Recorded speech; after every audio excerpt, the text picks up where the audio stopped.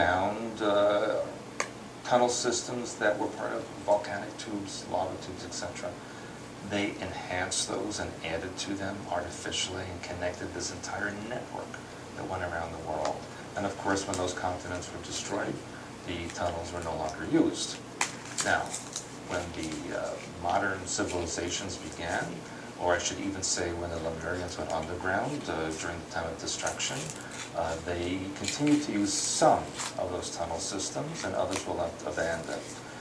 When, for example, the U.S. government broke into these tunnels as they explored and enhanced their civilization, they found these tubes. They were in complete working order, including the vehicles that were used. They studied them, they got them working again, they added their own new tunnels to them, and the Americans especially created a very vast network of tunnels throughout North America, into the Pacific, into the North Atlantic, and beyond, and even into the Caribbean.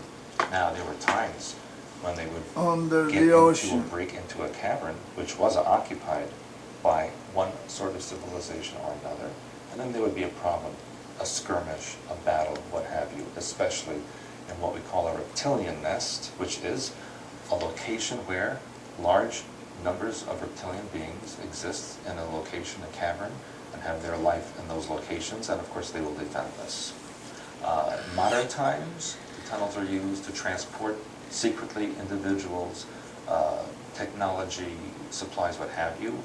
It was even in the 1960s that Lyndon Johnson funneled money in black ops to create undersea bases in the Atlantic that connected from Norfolk, Montauk Point, and Florida. Montauk. And those bases, of course, still exist.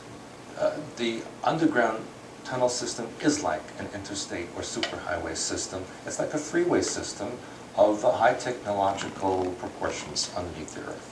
A web, if you will, or a network, rings the entire Earth. Doesn't matter if it's ocean, continent, there's tunnels. 1845. The public does not know, well, I should say most of the public does not know about the tunnel systems, except for the very few individuals who have either purposely or accidentally broken into them and found them. Many of those individuals never find their way back up to the surface. Obviously, the entrances are extremely guarded, extremely controlled, especially in North America, Western Europe.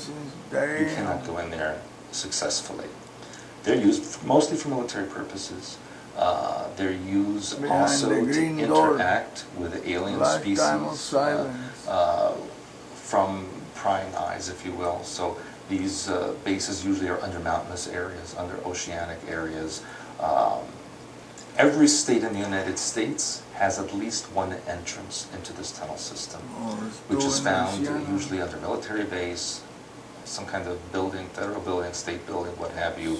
There's always a cover to these areas, except for areas like the Rocky Mountains, Appalachia, where you can't build a building on the side of a mountain like that. So they have then control systems, holographic images that block the entrances. I know there was a friend of mine in Arizona who went hiking in the mountains north of Sedona, came across a huge tank and military people, and he was told, turn around and get out of here immediately. No questions asked. And that's the kind of thing you would experience if you come across an entrance. Judas Snyder.